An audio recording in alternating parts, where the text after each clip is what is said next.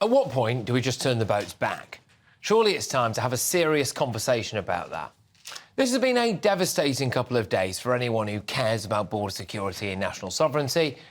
And when you think about the time, money, energy, incompetence, ineffectiveness and idiocy that has gone into trying everything else to stop the boats, surely it would now just be easier and more effective to turn the boats back.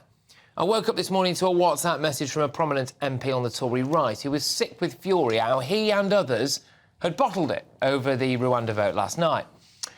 He doesn't expect Rishi Sunak to make good on any promises over amendments to the bill, and he expects the rebels to soften still further. Flipping Mark Francois, the chairman of the ERG. Last night he was acting, wasn't he, like Don Francois Leone, the boss of the five families.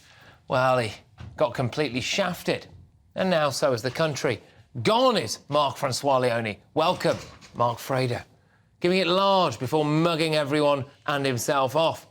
And then today, we had more shocking revelations. The Bibby Stockholm barge, where somebody sadly reportedly took their own life yesterday, is costing us about 22 million quid.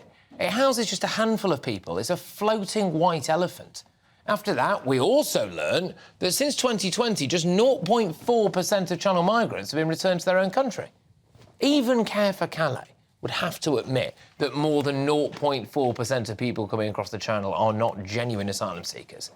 Bringing up the hat-trick of utter tosh, a couple of hours ago, the Tory centrists have reportedly said that they want to table some amendments of their own to soften the Rwanda bill even more. I mean, good grief.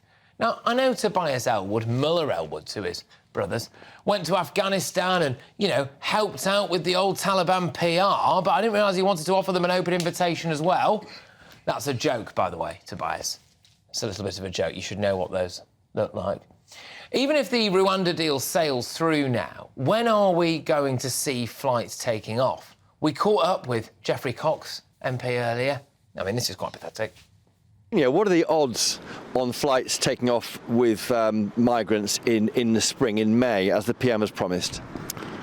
I would put it at slightly higher than evens. Oh, great. We can all live off that, can't we?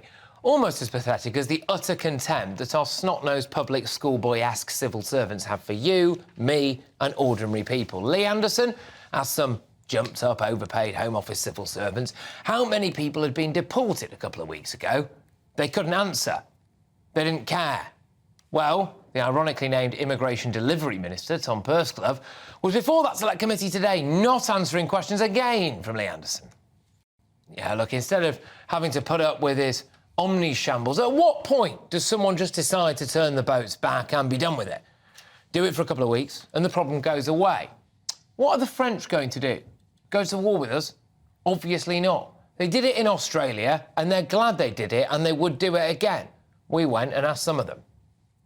Our policy involves turning around boats where this can safely and practically be done. Yeah, look, I think they've probably got to do something similar in Europe.